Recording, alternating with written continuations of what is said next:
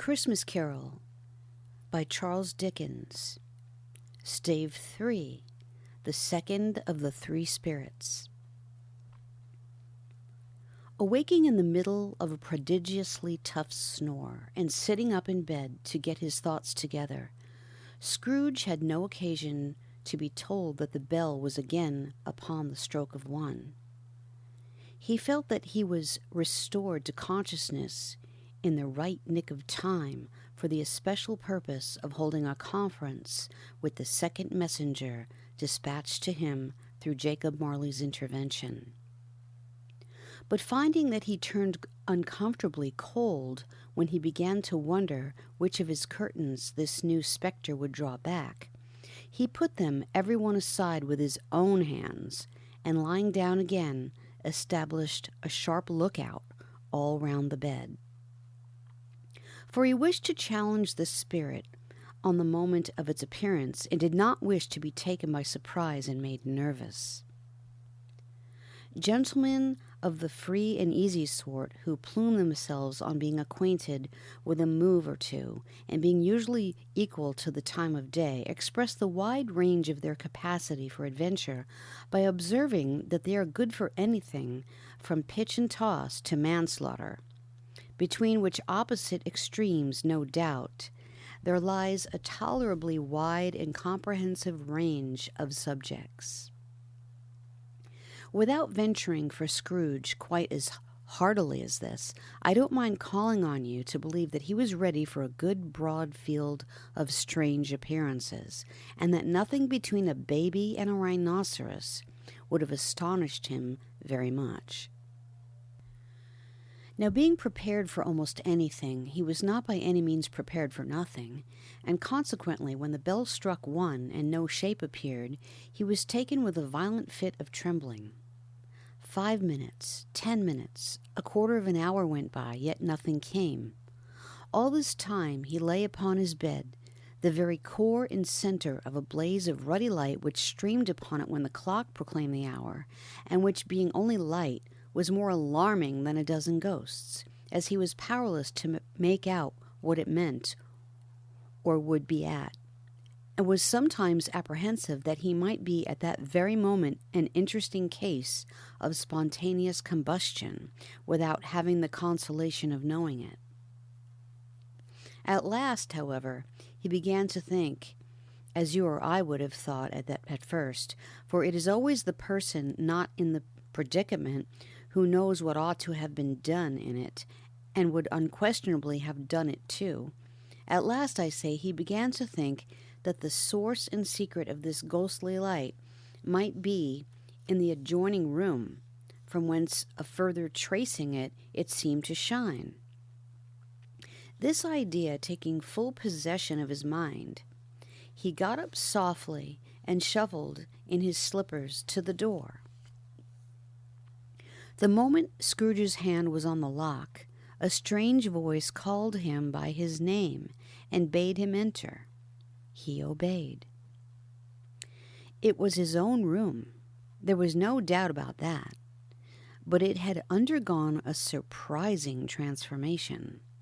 The walls and ceiling were so hung with living green that it looked a perfect grove, from every part of which bright gleaming berries glistened. The crisp leaves of holly, mistletoe, and ivy reflected back the light, as if so many little mirrors had been scattered there, and such a mighty blaze went roaring up the chimney, as that dull petrification of a hearth had never known in Scrooge's time or Marley's, or for many and many a winter season gone.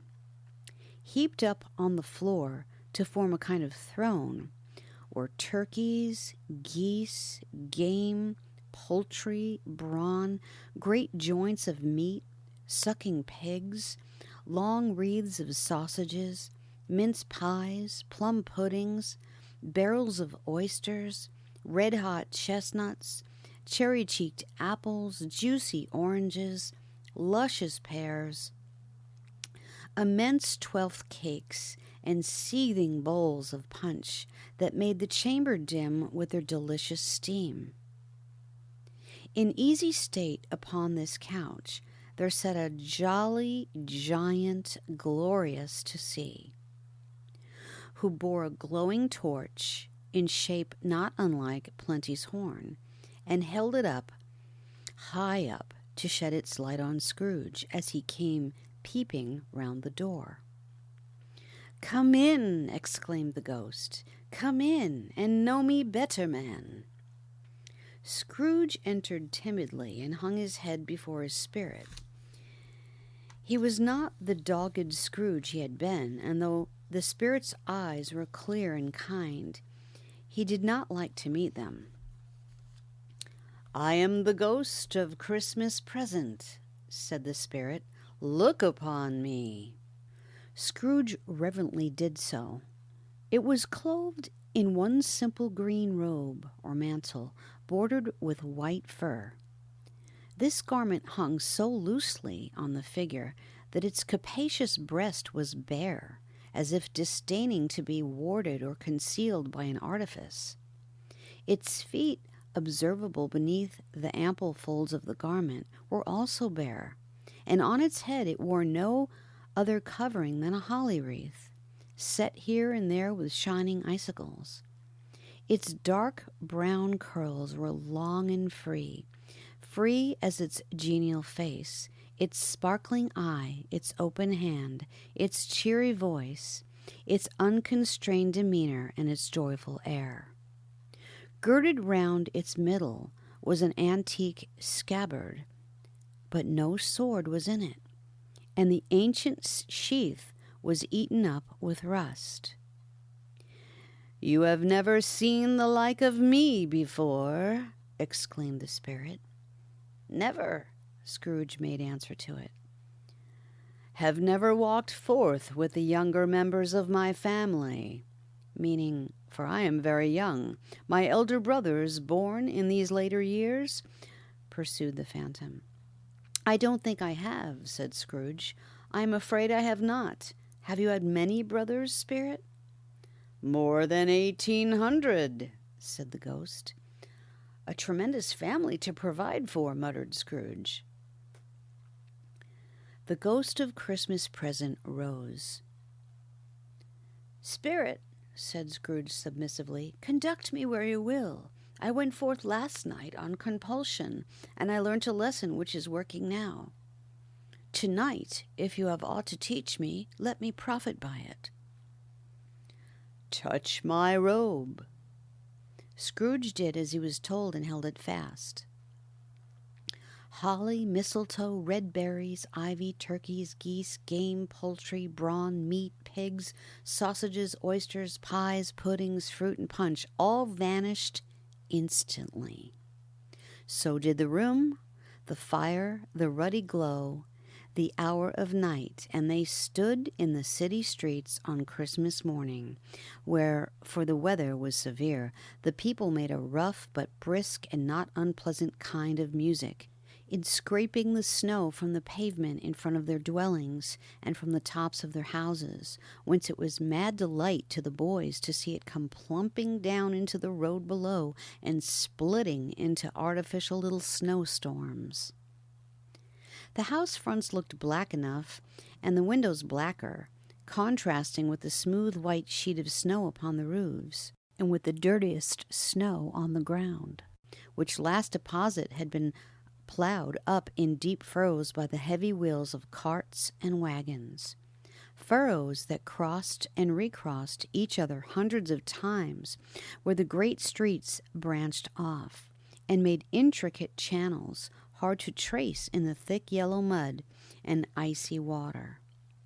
The sky was gloomy, and the shortest streets were choked up with a dingy mist, half thawed, half frozen, whose heavier particles descended in a shower of sooty atoms, as if all the chimneys in Great Britain had by one consent caught fire and were blazing away to their dear hearts' content. There was nothing very cheerful in the climate or the town, and yet was there an air of cheerfulness abroad that the clearest summer air and brightest summer sun might have endeavored to diffuse in vain. For the people who were shoveling away on the housetops were jovial and full of glee, calling out to one another from the parapets, and now, when exchanging a facetious snowball, better-natured missile far than many a wordy jest, laughing heartily if it went right and not less heartily if it went wrong. The poulterers' shops were still half open, and the fruiterers were radiant in their glory.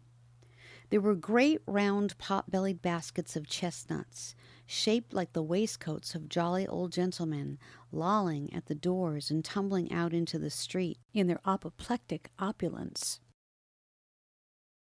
There were ruddy brown-faced, broad-girthed Spanish onions, shining in the fatness of their growth like Spanish friars, and winking from their shelves in wanton slyness at the girls as they went by and glanced demurely at the hung-up mistletoe. There were pears and apples clustered high in blooming pyramids. There were bunches of grapes made in the shopkeeper's benevolence to dangle from conspicuous hooks that people's mouths might water gratis as they passed. There were piles of filberts, mossy and brown, recalling in their fragrance ancient walks among the woods and pleasant shufflings ankle-deep through withered leaves. There were Norfolk biffins, squab and swarthy, setting off the yellow of the oranges and lemons, and in the great compactness of their juicy persons, urgently entreating and beseeching to be carried home in paper bags and eaten after dinner. The very gold and silver fish set forth among these choice fruits in a bowl, though members of a dull and stagnant-blooded race, appeared to know that there was something going on, and to a fish went gasping round and round their little world in slow and passionless excitement. The grocers, oh, the grocers, nearly closed, with perhaps 2 shutters down or 1, but through those gaps such glimpses. It was not alone that the scales descending on the counter made a merry sound, or that the twine and roller parted company so briskly, or that the canisters were rattled up and down like juggling tricks, or even that the blended scents of tea and coffee were so grateful to the nose, and even that the raisins were so plentiful and rare, the almonds so extremely white, the sticks of cinnamon so long and straight, the other spices so delicious, the candied fruits so caked and spotted with molten sugar, as to make the coldest lookers-on feel faint and subsequently bilious.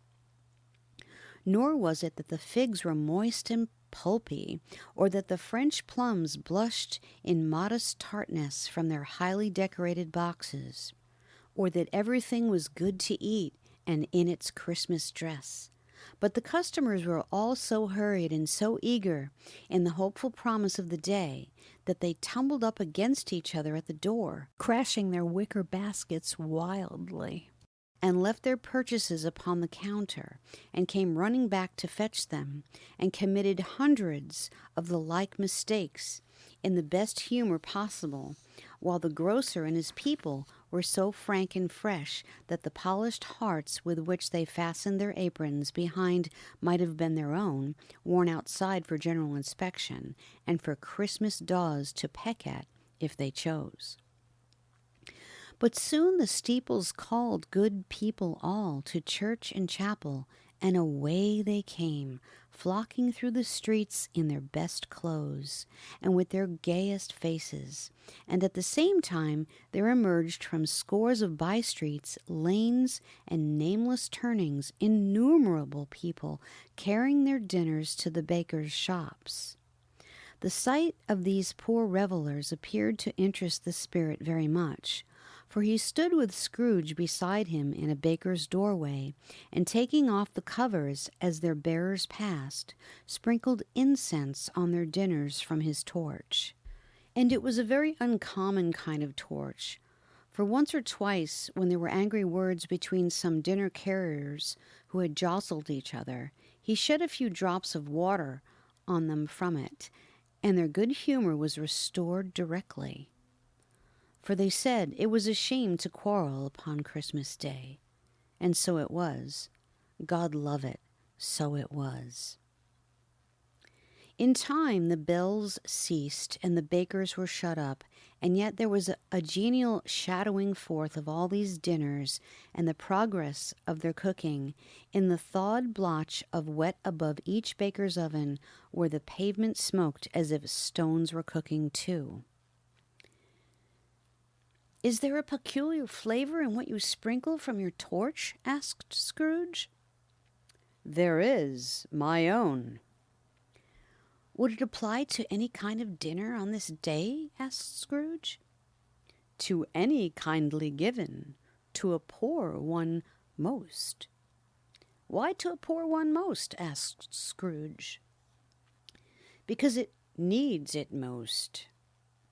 "Spirit," said Scrooge, after a moment's thought, "I wonder you, of all the beings in the many worlds about us, should desire to cramp these people's opportunities of innocent enjoyment." "Aye," cried the spirit, "you would deprive them of their means of dining every seventh day, often the only day on which they can be said to dine at all," said Scrooge, "wouldn't you?" "Aye," cried the spirit. "You seek to close these places on the seventh day," said Scrooge, "and it comes to the same thing." "I seek," exclaimed the spirit. "Forgive me if I am wrong. It has been done in your name, or at least in that of your family," said Scrooge. "There are some upon this earth of yours," returned the spirit, "who lay claim to know us, and who do their deeds of passion, pride, ill will, hatred, envy, bigotry, and selfishness in our name, who are as strange to us and all to our kith and kin as if they had never lived. Remember that, and charge their doings on themselves, not us." Scrooge promised that he would, and they went on, invisible as they had been before, into the suburbs of the town.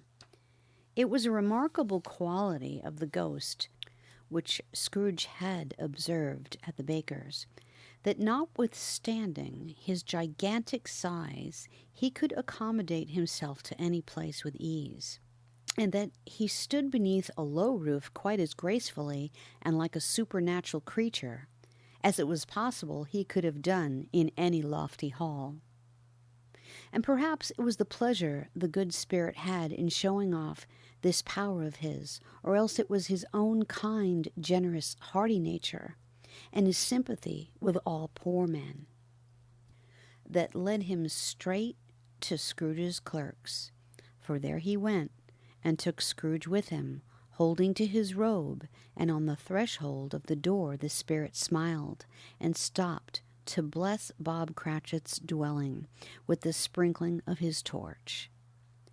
Think of that! Bob had but 15. Bob, a week himself, he pocketed on Saturdays but 15 copies of his Christian name, and yet the ghost of Christmas present blessed his 4-roomed house. Then up rose Mrs. Cratchit, Cratchit's wife, dressed out but poorly in a twice-turned gown, but brave in ribbons, which are cheap, and make a goodly show for 6pence, and she laid the cloth, assisted by Belinda Cratchit, second of her daughters, also brave in ribbons, while Master Peter Cratchit plunged a fork into the saucepan of potatoes, and getting the corners of his monstrous shirt collar, Bob's private property conferred upon his son and heir in honor of the day, into his mouth, rejoiced to find himself so gallantly attired, and yearned to show his linen in the fashionable parks. And now 2 smaller Cratchits, boy and girl, came tearing in, screaming that outside the baker's they had smelt the goose, and known it for their own, and basking in luxurious thoughts of sage and onion, these young Cratchits danced about the table and exalted Master Peter Cratchit to the skies, while he, not proud although his collars nearly choked him, blew the fire until the slow potatoes bubbling up knocked loudly at the saucepan lid to be let out and peeled.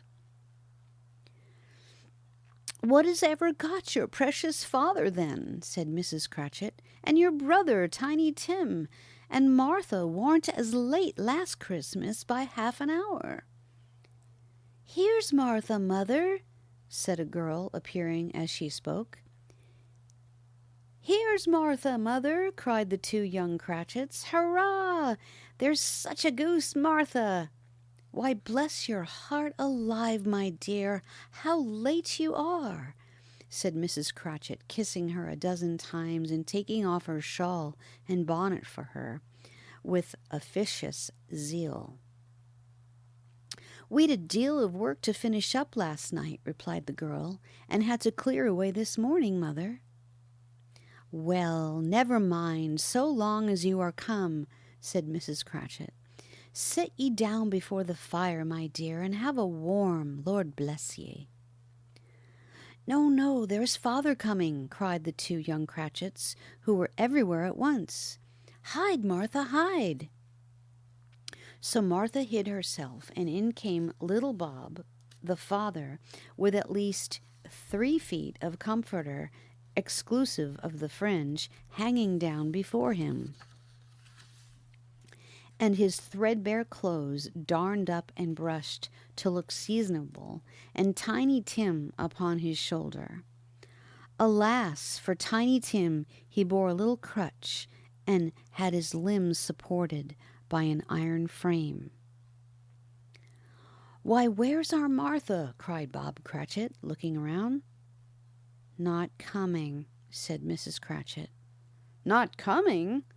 said Bob, with a sudden declension in his high spirits, for he had been Tim's blood horse all the way from church, and had come home rampant. "Not coming upon Christmas Day?" Martha didn't like to see him disappointed, if it were only a joke, so she came out prematurely from behind the closet door and ran into his arms, while the two young Cratchits hustled Tiny Tim and bore him off into the wash-house that he might hear the pudding singing in the copper. "And how did little Tim behave?" asked Mrs. Cratchit, when she had rallied Bob on his credulity, and Bob had hugged his daughter to his heart's content. "As good as gold," said Bob, "and better. Somehow he gets thoughtful sitting by himself so much, and thinks the strangest things you ever heard. He told me coming home that he hoped the people saw him in the church because he was a cripple, and it might be pleasant to them to remember upon Christmas Day who made the lame beggars walk and blind men see." Bob's voice was tremulous when he told them this, and trembled more when he said that Tiny Tim was growing strong and hearty. His active little crutch was heard upon the floor, and back came Tiny Tim before another word was spoken, escorted by his brother and sister to his stool before the fire, and while Bob, turning up his cuffs, as if, poor fellow, they were capable of being made more shabby, compounded some hot mixture in a jug with gin and lemons, and stirred it round and round, and put it on the hob to simmer. Master Pete and the two ubiquitous young Cratchits went to fetch the goose, with which they soon returned in high procession. Such a bustle ensued that you might have thought a goose, the rarest of all birds, a feathered phenomenon to which a black swan was a matter of course, and in truth it was something very like it in that house. Mrs. Cratchit made the gravy, ready beforehand in a little saucepan, hissing hot. Master Peter mashed the potatoes with incredible vigor. Miss Belinda sweetened up the applesauce. Martha dusted the hot plates. Bob took Tiny Tim beside him in a tiny corner at the table. The The two young Cratchits set chairs for everybody, not forgetting themselves and mounting guard upon their posts, crammed spoons into their mouths, lest they should shriek for goose before their turn came to be helped. At last the dishes were set on, and grace was said. It was succeeded by a breathless pause, as Mrs. Cratchit, looking slowly all along the carving knife, prepared to plunge it in the breast. But when she did, and when the long-expected gush of stuffing issued forth, one murmur of delight arose all round the board, and even Tiny Tim, excited by the two young Cratchits, beat on the table with the handle of his knife, and feebly cried, "Hurrah!" There was never such a goose. Bob said he didn't believe that there ever was such a goose cooked. Its tenderness and flavor, size and cheapness, were the themes of universal admiration. Eked out by applesauce and mashed potatoes, it was a sufficient dinner for the whole family. Indeed, as Mrs. Cratchit said with great delight, surveying one small atom of a bone upon the dish, they hadn't ate it all at last. Yet everyone had had enough, and the young Cratchits, in particular, were steeped in sage and onion to the eyebrows. But now, the plates being changed by Miss Belinda, Mrs. Cratchit left the room alone, too nervous to bear witnesses, to take the pudding up and bring it in. Suppose it should not be done enough. Suppose it should break in turning out. Suppose somebody should have got over the wall of the backyard and stolen it while they were merry with the goose. A supposition at which the two young Cratchits became livid. All sorts of horrors were supposed. Hallo! A great deal of steam. The pudding was out of the copper. A smell like a washing day. That was the cloth. A smell like an eating house and a pastry cook's next door to each other, with a laundress next door to that. That was the pudding. In half a minute, Mrs. Cratchit entered, flushed, but smiling proudly with the pudding, like a speckled cannonball, so hard and firm, blazing in half a quartern of ignited brandy, and bedight with Christmas holly stuck into the top.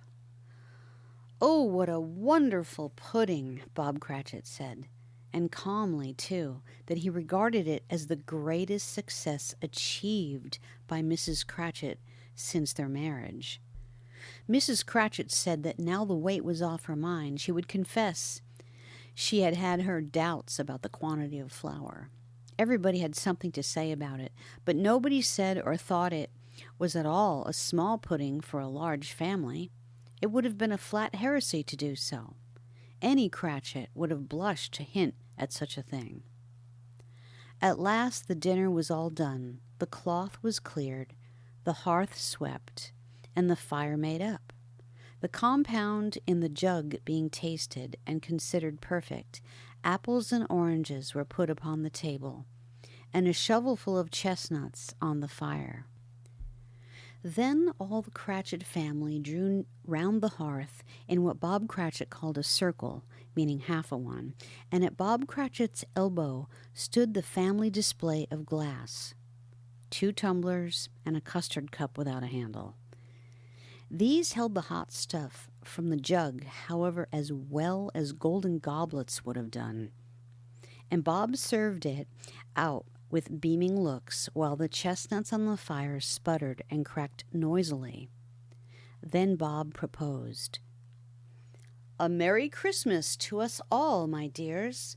God bless us," which all the family re-echoed. "God bless us, everyone," said Tiny Tim, the last of all. He sat very close to his father's side upon his little stool. Bob held his withered little hand in his, as if he loved the child, and wished to keep him by his side, and dreaded that he might be taken from him. "Spirit," said Scrooge with an interest he had never felt before, "tell me if Tiny Tim will live." "I see a vacant seat," replied the ghost. in the poor chimney corner, and a crutch without an owner, carefully preserved.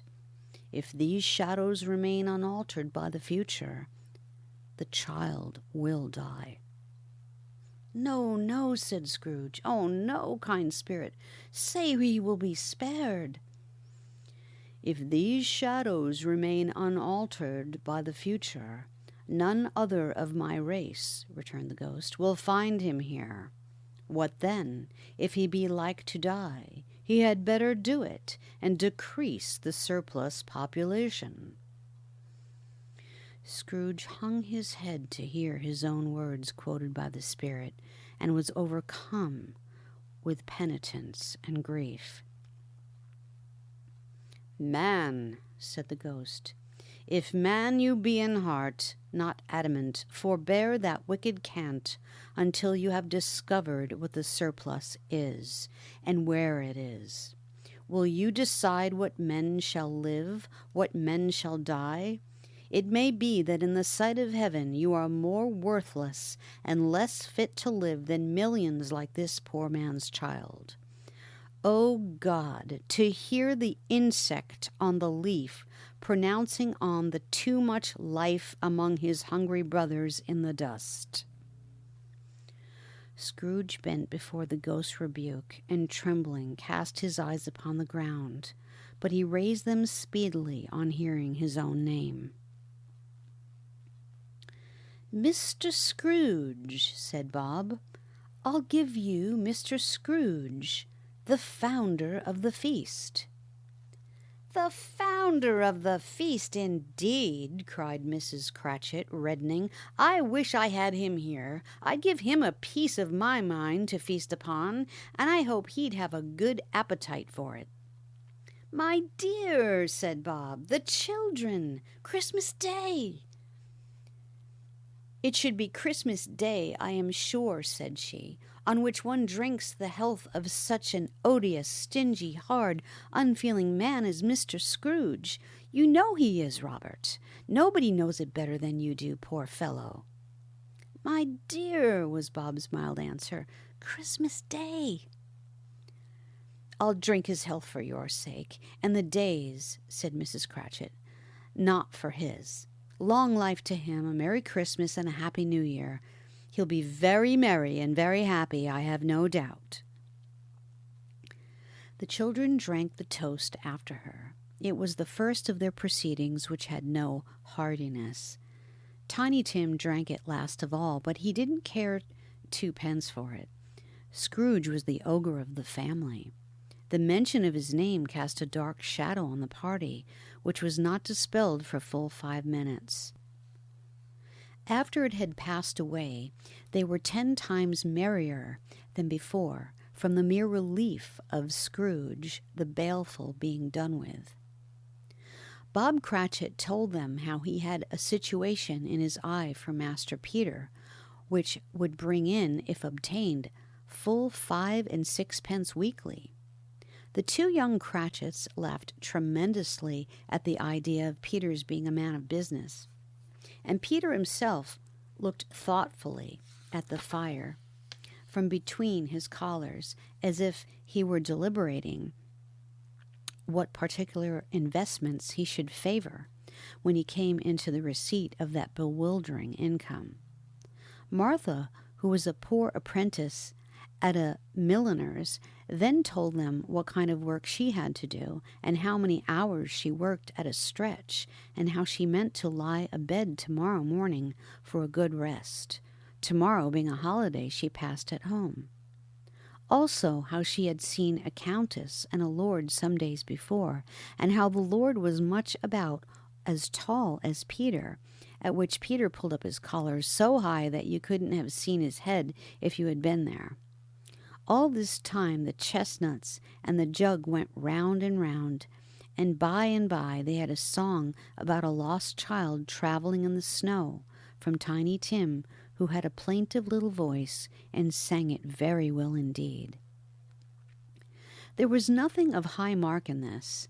They were not a handsome family. They were not well dressed, Their shoes were far from being waterproof. Their clothes were scanty, and Peter might have known, and very likely did, the inside of a pawnbroker's.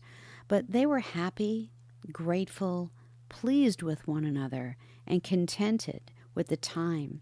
And when they faded and looked happier yet in the bright sprinklings of the Spirit's torch at parting, Scrooge had his eye upon them, and especially on Tiny Tim until the last.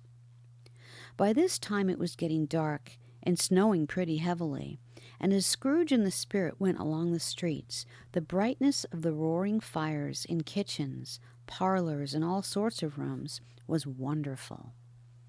Here the flickering of the blaze showed preparations for a cozy dinner with hot plates baking through and through before the fire, and deep red curtains ready to be drawn to shut out cold and darkness. There all the children of the house were running out into the snow to meet their married sisters, brothers, cousins, uncles, aunts, and to be the first to greet them. Here again were shadows on the window blind of guests assembling, and there a group of handsome girls, all hooded and fur-booted, and all chattering at once, tripped lightly off to some near neighbor's house where, woe upon the single man who saw them enter. Artful witches! Well, they knew it in a glow. But if you had judged from the numbers of people on their way to friendly gatherings, you might have thought that no one was at home to give them welcome when they got there, instead of every house expecting company and piling up its fires half chimney high. Blessings on it, how the ghost exulted, how it bared its breadth of breast, and opened its capacious palm and floated on, outpouring with a generous hand its bright and harmless mirth on everything within its reach. The very lamplighter who ran on before, dotting the dusky street with specks of light, and who was dressed to spend the evening somewhere, laughed out loudly as the Spirit passed. Though little kenned the lamplighter that he had had any company but Christmas. And now, without a word of warning from the ghost, they stood upon a bleak and desert moor, where monstrous masses of rude stone were cast about, as though it were the burial place of giants, and water spread itself wheresoever it listed, or would have done so, but for the frost that held it prisoner, and nothing grew but moss and furze and coarse, rank grass. Down in the west the setting sun had left a streak of fiery red, which glared upon the desolation for an instant like a sullen eye, and frowning lower, lower, lower yet, was lost in the thick gloom of darkest night. "What place is this?" asked Scrooge. "A place where miners live, who labor in the bowels of the earth," returned the Spirit. "But they know me. See." A light shone from the window of a hut, and swiftly they advanced towards it. Passing through the wall of mud and stone, they found a cheerful company assembled round a glowing fire. An old man and woman with their children and their children's children, and another generation beyond that, all decked out gaily in their holiday attire. The old man, in a voice that seldom rose above the howling of the wind upon the barren waste, was singing them a Christmas song. It had been a very old song when he was a boy, and from time to time they all joined in the chorus. So surely as they raised their voices, the old man got quite blithe and loud, and so surely as they stopped, his vigor sank again. The Spirit did not tarry here, but bade Scrooge hold his robe, and passing on above the moor, sped whither? Not to see? To see.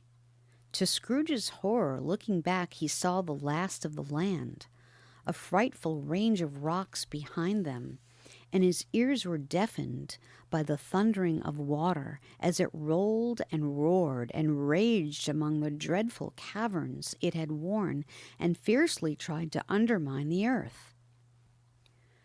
Built upon a dismal reef of sunken rocks some league or so from shore, on which the waters chaffed and dashed the wild year through, there stood a solitary lighthouse. Great heaps of seaweed clung to its base, and storm birds, born of the wind, one might suppose, as seaweed of the water, rose and fell about it, like the waves they skimmed. But even here, 2 men who watched the light had made a fire that through the loophole in the thick stone wall shed out a ray of brightness on the awful sea. Joining their horny hands over the rough table at which they sat, they wished each other Merry Christmas in their can of grog.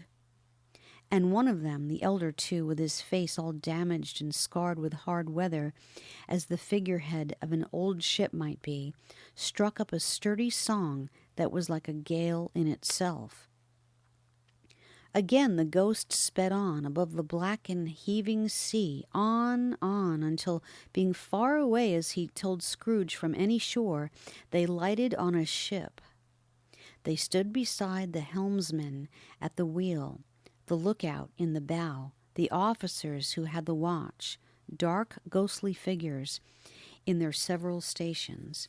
But every man among them hummed a Christmas tune, or had a Christmas thought, or spoke below his breath to his companion of some bygone Christmas day, with homeward hopes belonging to it.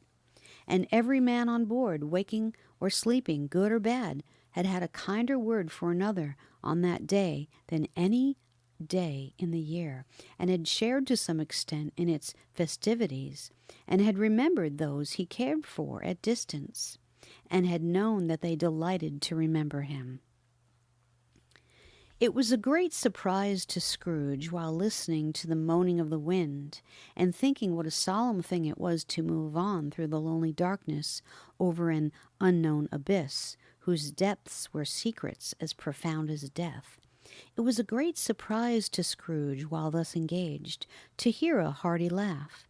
It was a much greater surprise to Scrooge to recognize it as his own nephew's, and to find himself in a bright, dry, gleaming room, with the spirit standing smiling by his side, and looking at that same nephew with approving affability.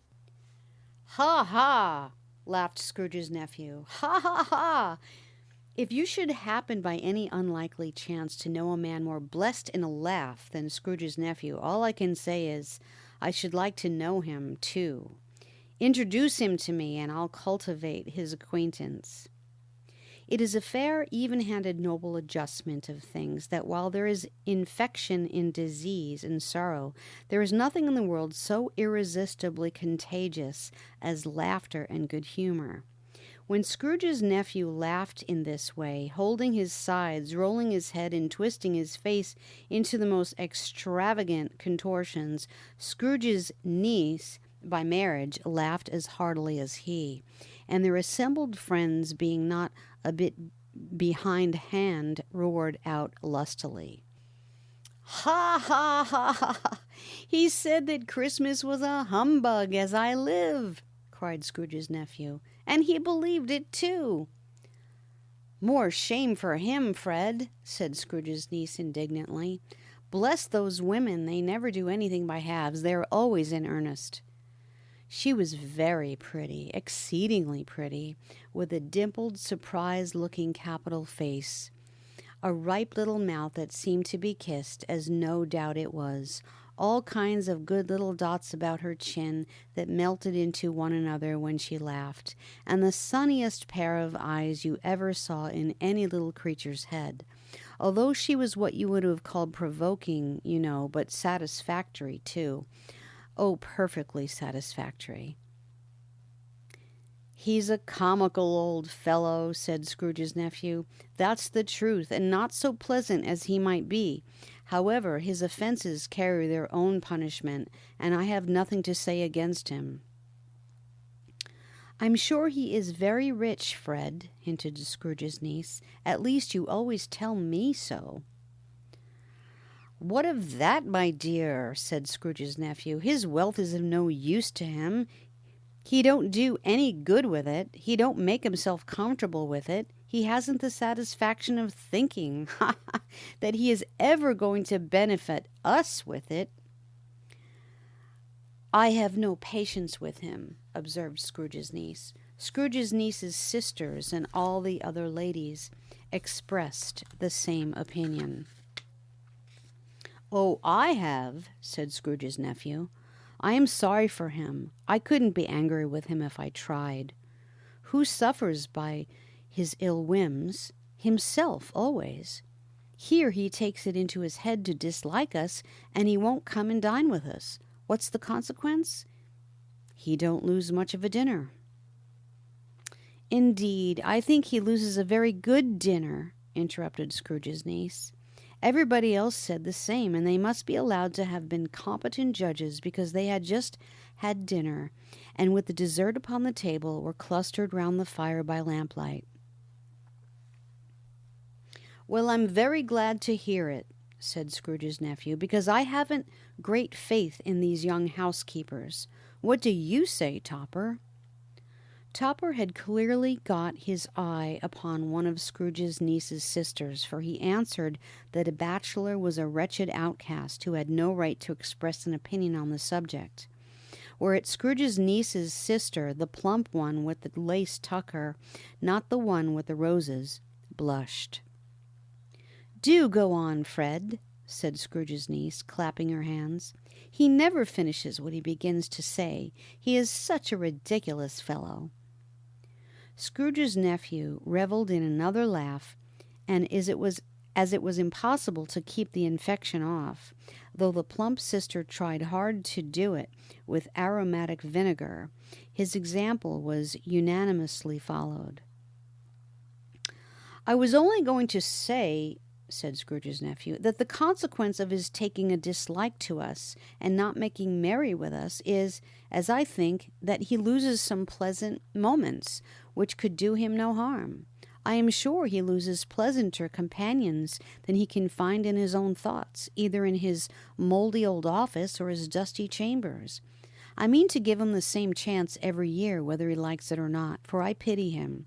He may rail at Christmas till he dies, but he can't help thinking better of it. I defy him. If he finds me going there in good temper year after year and saying, Uncle Scrooge, how are you? If it only puts him in the vein to leave his poor clerk £50, that's something, and I think he shook him yesterday. It was their turn to laugh now at the notion of his shaking Scrooge, but being thoroughly good-natured and not much caring what they laughed at, so they laughed at any rate, he encouraged them in their merriment and passed the bottle joyously. After tea they had some music, for they were a musical family, and knew what they were about when they sung a glee or catch, I can assure you. Especially Topper, who could growl away in the bass like a good one, and never swell the large veins in his forehead or get red in the face over it.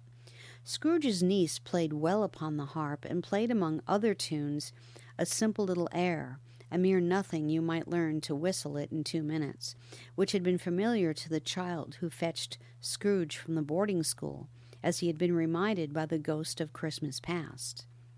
When this strain of music sounded, all the things that ghost had shown him came upon his mind. He softened more and more, and thought that if he could have listened to it often years ago, he might have cultivated the kindness of life for his own happiness with his own hands, without resorting to the sexton's spade that buried Jacob Marley. But they didn't devote the whole evening to music. After a while, they played at forfeits, for it is good to be children sometimes, and never better than at Christmas, when its mighty founder was a child himself. Stop. There was first a game at Blindman's Buff. Of course there was, and I no more believe Topper was really blind than I believe he had eyes in his boots. My opinion is that it was a done thing between him and Scrooge's nephew, and that the ghost of Christmas present knew it. The way he went after that plump sister in the lace tucker was an outrage on the credulity of human nature. Knocking down the fire irons, tumbling over the chairs, bumping against the piano, smothering himself among the curtains wherever she went, there he went. He always knew where the plump sister was. He wouldn't catch anybody else. If you had fallen up against him, as some of them did, on purpose, he would have made a feint of endeavoring to seize you, which would have been an affront to your understanding, and would instantly have sidled off in the direction of the plump sister. She often cried out that it wasn't fair, and it really was not. But when at last he caught her, when in spite of all her silken rustlings and her rapid flutterings past him, he got her into a corner whence there was no escape, then his conduct was the most execrable. For his pretending not to know her, his pretending that it was necessary to touch her headdress, and further to assure himself of her identity by pressing a certain ring upon her finger and a certain chain about her neck, was vile, monstrous. No doubt she told him her opinion of it when, another blind man being in office, they were so very confidential together behind the curtains. Scrooge's niece was not one of the blind man's buff party, but was made comfortable with a large chair and a footstool in a snug corner, where the ghost and Scrooge were close behind her. But she joined in the forfeits, and loved her love to admiration with all the letters of the alphabet. Likewise, at the game of how, when, and where, she was very great, and to the secret joy of Scrooge's nephew, beat her sisters hollow, though they were sharp girls too, as Topper could have told you. There might have been 20 people there, young and old, but they all played, and so did Scrooge. For wholly forgetting in the interest he had in what was going on, that his voice made no sound in their ears, he sometimes came out with his guess quite loud, and very often guessed quite right too, for the sharpest needle, best Whitechapel, warranted not to cut in the eye, was not sharper than Scrooge, blunt as he took it in his head to be. The ghost was greatly pleased to find him in this mood, and looked upon him with such favor that he begged like a boy to be allowed to stay until the guest departed. But this, the spirit said, could not be done. "Here is a new game," said Scrooge. "1 half-hour, spirit, only one." It was a game called Yes and No, where Scrooge's nephew had to think of something, and the rest must find out what. He only answering to their questions yes or no, as the case was.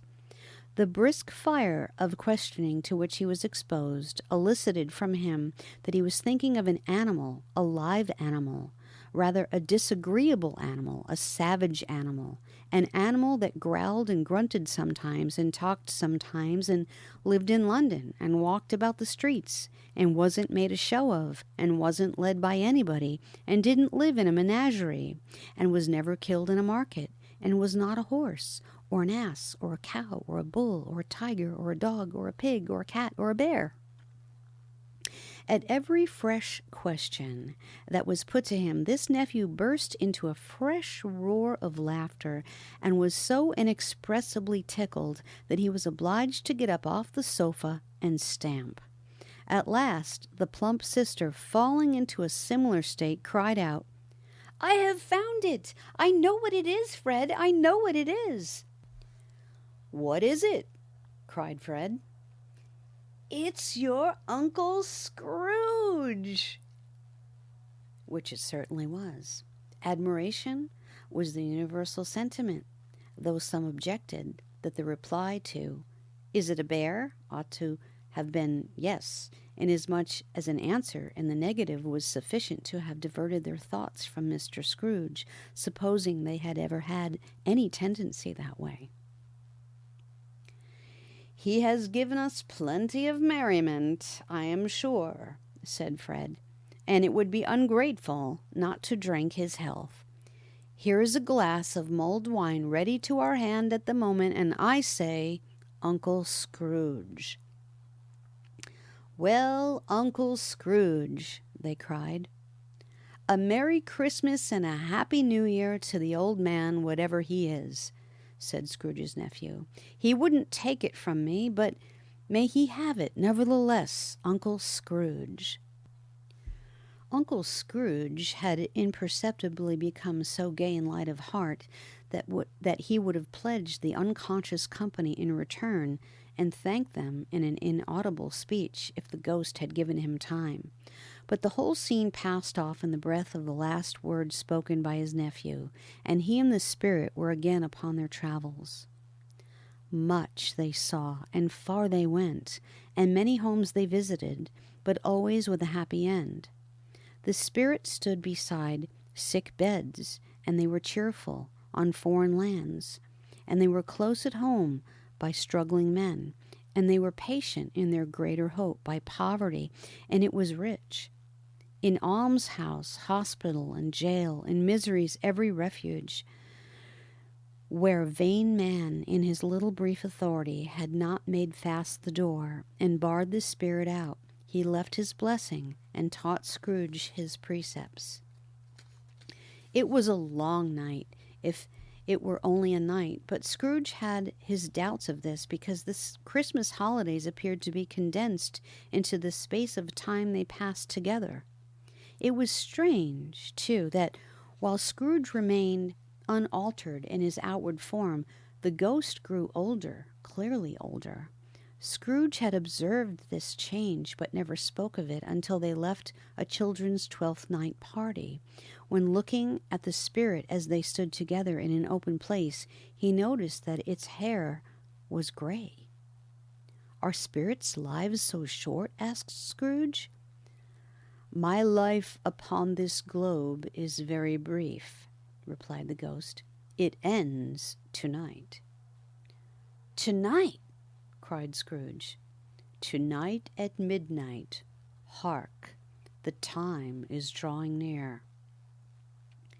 The chimes were ringing the 11:03 at that moment.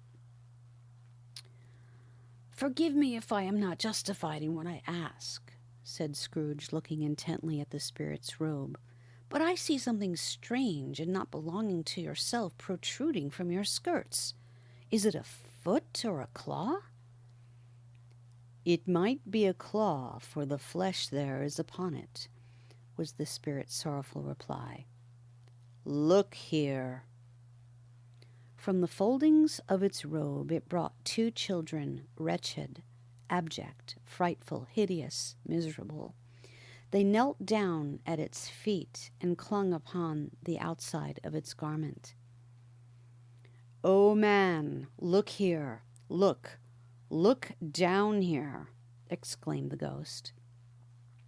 They were a boy and a girl, yellow, meager, ragged, scowling, wolfish, but prostrate too in their humility.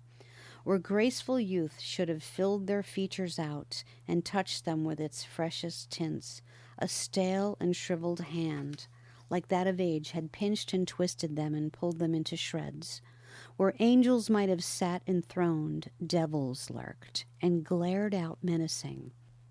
No change, no degradation, no perversion of humanity in any grade through all the mysteries of wonderful creation has monsters half so horrible and dread.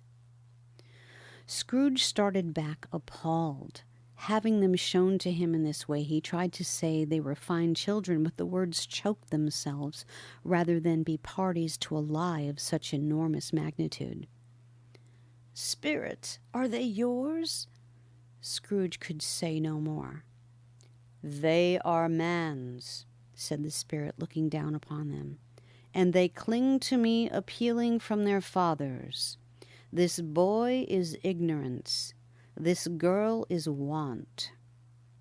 Beware them both, and all of their degree, and most of all beware this boy, for on his brow I see that written which is doom, unless the writing be erased.